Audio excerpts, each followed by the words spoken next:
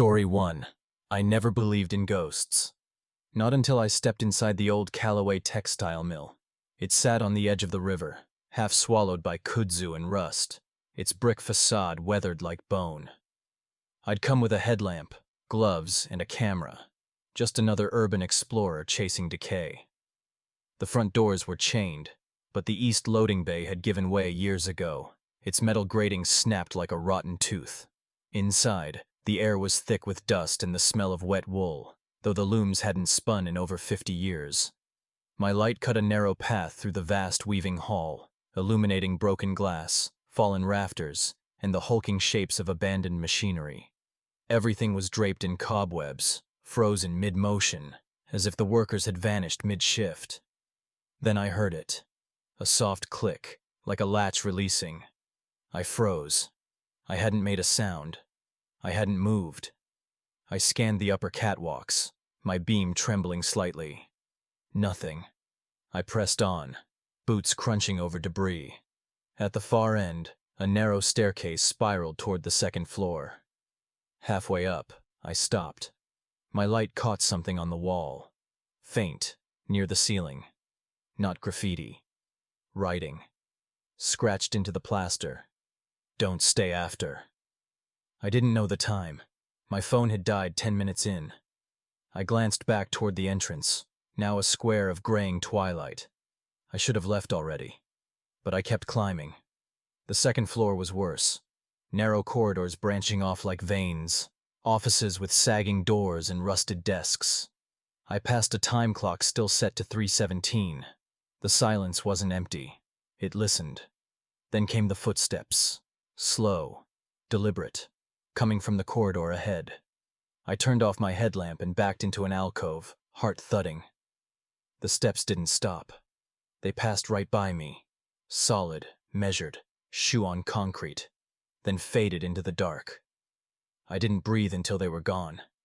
I told myself it was an echo, a trick. But when I turned the light back on, the dust on the floor showed no footprints. Nothing. I retraced my steps toward the stairs. That's when I felt it. The weight of being watched. Not from behind. From above. I tilted my head up. The ceiling tiles in the corridor had shifted. One dangled by a single wire, swaying just slightly, as if something had recently moved through the crawl space. I didn't run. Running draws attention. I walked. Slow. Steady. Each step measured. My hand gripped the railing, splintered and cold. Halfway down the stairs, I heard breathing. Not mine. It came from the floor I'd just left. Low, wet, like someone trying to clear their throat. I stopped. The sound stopped. I took another step. The breathing started again, closer now. I didn't look back. When I reached the ground floor, I quickened my pace toward the broken bay door. The light outside had deepened into dusk. Almost dark. Then my headlamp flickered. I slapped it once, twice. The beam held, but weaker. Shadows pulsed at the edges of my vision. I could see the exit. 10 more steps. I passed a tall window, grimy and cracked. I didn't mean to look. But my reflection caught me. Pale face, wide eyes, beam trembling in front of me. And behind me, just above my shoulder, a second face. Elongated, hollow-eyed, mouth open in a silent gasp. I spun. Nothing there. The window was too dirty. It had to be a trick of the grime, the fading light. I stepped into the open air, gulping down cold evening wind. Safe. Outside. But even now, sitting in my car with the engine running, I keep glancing in the rearview mirror. Not because I think something followed me, but because I can still hear it, faint, beneath the hum of the engine, the sound of something breathing just beyond the glass, and I can't tell if it's outside or inside with me. Story 2. I went to the old Harlow Asylum because I shouldn't have. It was never supposed to be more than a weekend lark. Me, my camera, and a few crumbling hallways to photograph. Urban exploration had become a quiet addiction. Abandoned factories, Gutted churches, places where time forgot to leave. But the asylum felt different the moment I stepped through the collapsed east wall. The air inside was thick, stale, and carried the scent of wet plaster and something older, like damp wool and antiseptic left to rot. My flashlight cut a narrow beam through the dark, catching peeling paint, broken tiles, and the occasional rusted gurney tilted like a dead animal.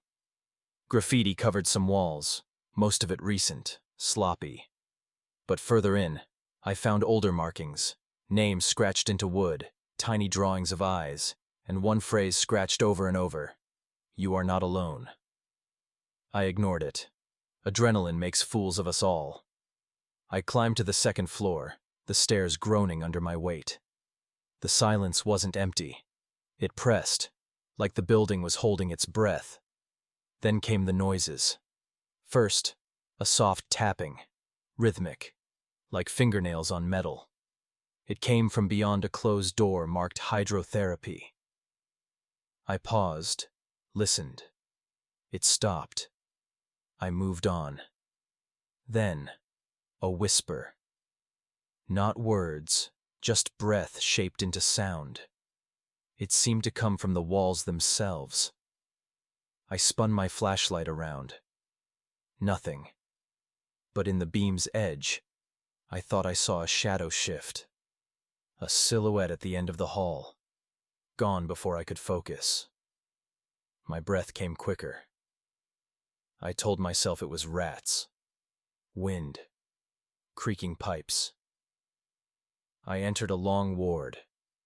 Rows of rusted bed frames, all upright, all facing the same direction, like they'd been arranged. In the center stood one bed still intact, made neatly with a coarse yellowed sheet. A blanket tucked just so.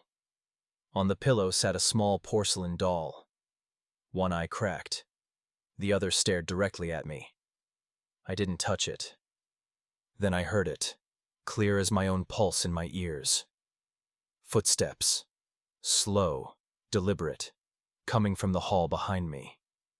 They stopped just outside the doorway. I froze.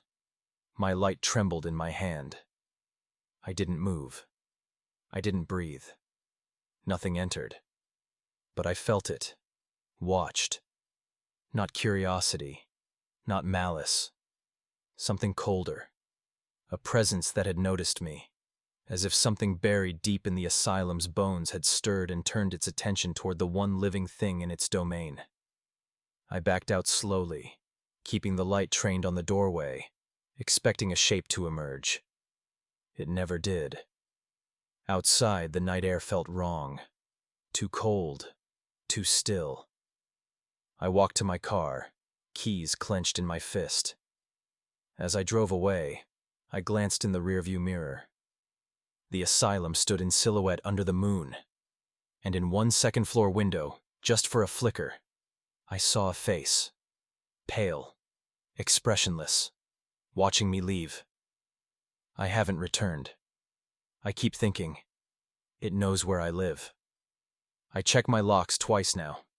Sometimes, in the dark, I hear a faint tapping, like fingers on glass, but it's never loud enough to be sure, and I'm afraid that if I listen too closely, I'll recognize the rhythm. Story 3. I didn't believe in ghosts. Not really. But I believed in silence. The kind that presses on your eardrums, thick and unnatural. That's what drew me to the old St. Maron Hospital, a crumbling brick silhouette against the November dusk. I'd cased the place for weeks, watching for patrols, listening to the neighborhood gossip about boarded windows and flickering lights in the upper floors. No one went near it. Bad air, they said. Bad memories. I slipped in through a broken basement window just after sunset, my boots crunching on old linoleum and fallen plaster. The air inside was damp and carried the scent of mildew, copper, and something faintly antiseptic, like old bandages left to rot. My flashlight beam cut a shaky path down a long hallway lined with shattered doors. Patient rooms, treatment rooms, a morgue access yawning open like a dark mouth. I wasn't alone. It started as a soft shuffling, like canvas dragging across concrete, coming from somewhere above. I paused, heart thudding. I listened for 5 full minutes. Nothing. Just the wind whistling through a cracked skylight 3 floors up. I moved on. Then came the creak. Not structural. Not the groan of cooling metal. It was deliberate. A footstep on a weakened board. Paused. Another. Not mine. I stood absolutely still. My breath came shallow, loud in my own ears. I turned the corner into what might have been a nurse's station. Dust-coated files spilled from overturned cabinets. A cracked rotary phone dangled from the wall. And then I heard it. The whisper. Not words, just tone. A low, breathy exhalation, like someone trying to speak through clenched teeth. It came from behind me. I spun, light sweeping the corridor. Empty. But I felt it then. The weight of eyes. Not curious, not hostile, just observing. From a doorway 10 feet down. The edges of the dark there were different. Deeper. It wasn't just absence of light. It was something holding the dark. I backed away slowly, my pulse hammering in my throat. I told myself it was rats, or the wind, or my own nerves feeding on silence and decay. On my way out, I passed a long hallway with peeling paint and a row of old lockers. One stood ajar, and in the dim beam of my light, I saw it. A handprint in the dust. Small, delicate, child-sized. I hadn't noticed it on the way in. Later, back in my car, engine running, warmth finally creeping into my fingers, I thought I saw movement in the upper windows. A face, pale, indistinct. Just there, then gone. I drove home. I scrubbed my hands. I checked the locks twice. But even now, sitting here in my own apartment, the silence feels wrong. Thicker. And sometimes, just before sleep, I hear it again. That soft, dragging shuffle. Close. Too close. And I wonder if I left the hospital, or if something followed me out.